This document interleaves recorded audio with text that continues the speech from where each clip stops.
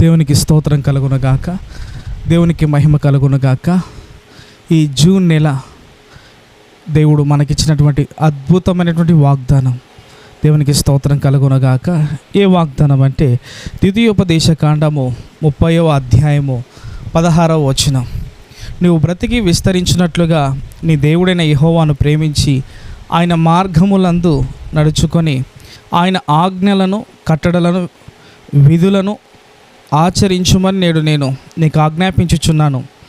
అట్లు చేసిన ఎడల నీవు స్వాధీనపరచుకొనుటకు ప్రవేశించు దేశంలో నీ దేవుడైన యెహోవా నిన్ను ఆశీర్వదించును. హల్లెలూయా, దేవునికి స్తోత్రం కలుగునుగాక.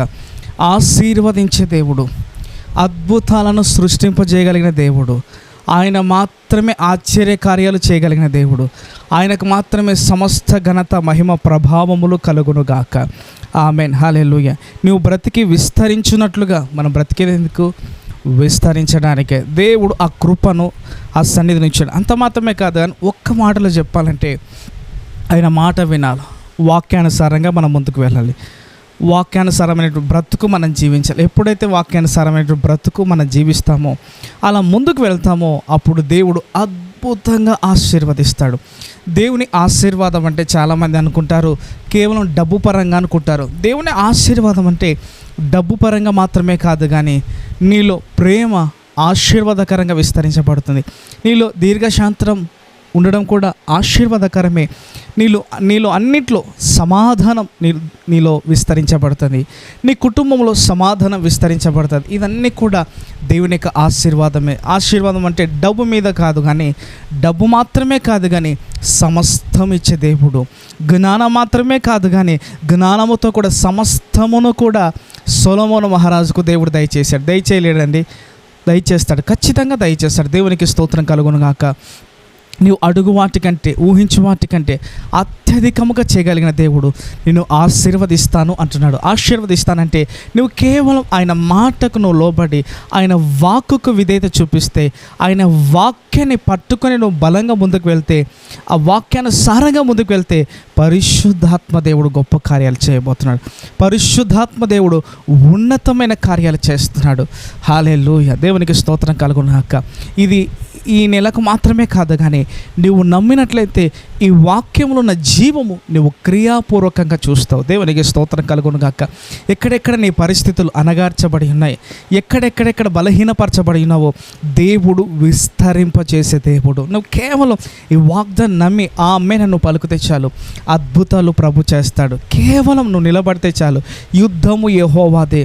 నువ్వు విశ్వాసముతో ఉంటే చాలంతే, దేవుడు ఈ వాక్యంలో ఉన్నటువంటి జీవం పనిచేసేటట్లు దేవుడే సహాయం చేస్తాడు. దేవునికి స్తోత్రం కలుగును.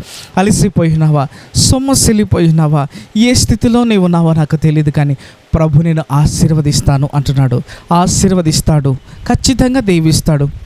నీ దీవెన ప్రజలకందరికీ తెలిసేలా, నీ మీద ఉన్నటువంటి దీవెన, నీ మీద ఉన్నటువంటి కృప అందరికీ తెలిసేలా, అన్యజనుల ఎదుటను స్వజనుల ఎదుటను ఆయన నేను హెచ్చించే దేవుడిగా ఉన్నాడు. కాబట్టి ఈ ఆశీర్వాద వచనమైనటువంటి ఈ వాక్యాన్ని నమ్మి మనం పలికినప్పుడు, విశ్వాసముతో పొందుకున్నప్పుడు దేవుడు ఖచ్చితంగా కార్యం చేస్తాడు. ప్రార్థన చేసుకుందామా.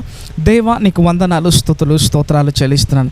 ఈ వాక్యంలో అద్భుతమైన జీవం ఉన్నది ప్రభు. ఆశీర్వాదం అంటే గర్భఫలం అనేది కూడా ఆశీర్వాదం. ఎంతమంది అయితే గర్భఫలం లేకుండా ఉన్నారో, గర్భఫలం విషయంలో కూడా దీవించుమని, ఆశీర్వదించుమని ప్రార్థన చేయి. నీ మాట వింటే నువ్వు దీవిస్తానంటున్నావు తండ్రి.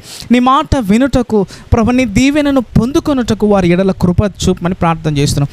ఆర్థిక విషయంలో అద్భుతం జరిగించమని ప్రార్థన చేస్తున్నాం. సమృద్ధి అయిన ఆశీర్వాదాన్ని దయచేయమని ప్రార్థన చేస్తున్నాం.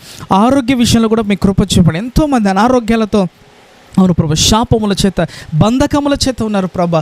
ఆ శాపముల నుంచి, ఆ బంధకముల నుంచి ప్రభు అయిన యేసు నామములో విరిచివేయబడునుగా కానీ పలుకుతున్నాను. నువ్వు అనారోగ్యముతో ఉంటే ఆశీర్వాదము కాదు, నువ్వు బలహీనంగా ఉంటే ఆశీర్వాదం కాదు. ప్రభు నిన్ను స్వస్థపరుస్తున్నాడు ఇప్పుడు. Thank you Lord, thank you Lord, thank you spirit of సృజనాత్మకమైన శక్తి, వాక్యములో ఉన్న జీవం, నువ్వు ఆరోగ్యపరచబడడం కూడా ఆశీర్వాదమే. Thank you Lord. రికాబామా లహదురా లనా లమా షకతు తూరాల. ఇది కేవలం 1 నెలకు మాత్రమే సంబంధించిన వాగ్దానం కాదు, కేవలం అలా పెడుతున్నాము, కానీ నీ జీవితంలో గొప్ప కార్యాలు నీ జీవితాంతా కూడా సృష్టింపజేసే ఆశీర్వాదాన్ని పరిశుద్ధాత్మ దేవుడు నింపుతున్నాడు. ఓ రికాబామాల తురాక. తండ్రి నీకు వందనాలు చెల్లిస్తాను. అన్ని విషయాల్లో ప్రభా, అన్ని విషయాల్లో మీరు దీవించండి, ఆశీర్వదించమని. ఏ అడ్డులు ఆటంకాలన్నీ కూడా తొలగిపోనగా ఆశీర్వాదం ఉన్నటువంటి జీవం ప్రతి శాపంలో కొట్టివేసింది, ప్రతి బలహీనతలను కొట్టివేసింది. ఆ విధంగా అద్భుతం చేసి మహిమనందుమని తండ్రి ఘనత పొందుకోమని ప్రార్థన చేస్తూ మీ బిడ్డలను దీవిస్తూ ఆశీర్వదించు. ఈ నెల మాత్రమే కాదు కానీ వారి జీవితకాలం అంతా కూడా నీ ఆశీర్వాదాన్ని అబ్రహాము అనుభవించినట్లుగా, అబ్రహామును విస్తరింపజేసినట్లుగా మీ బిడ్డలను విస్తరింపజేసి మీ నామానికి మహిమ పొందుకోమని, ఘనత పొందుకోమని యేసుక్రీస్తు నామములో అడుగుచున్నాం తండ్రి. ఆమేన్, ఆమేన్, ఆమేన్. హల్లెలూయా. నమ్మిన వారు ప్రభుకి స్తుతి చెల్లిద్దాం, స్తోత్రం చెల్లిద్దాం. ఖచ్చితంగా వాక్కులో ఉన్నటువంటి జీవం పనిచేస్తుంది. ఒక ట్యాబ్లెట్ వేసుకున్నప్పుడు, ఇంజెక్షన్ వేసుకున్నప్పుడు ఏ విధంగా అయితే పనిచేస్తుందో, నువ్వు నమ్మినప్పుడు ఈ వాగ్దానం ఖచ్చితంగా పనిచేస్తుంది. ఆయన వాక్యానుసారంగా ముందుకు వెళ్ళినప్పుడు. God bless you. దేవుడు నిన్ను దీవించును గాక, మిమ్మల్ని దీవించి ఆశీర్వదించును గాక, మిమ్మల్ని విస్తరింపజేయును గాక. ఆమేన్.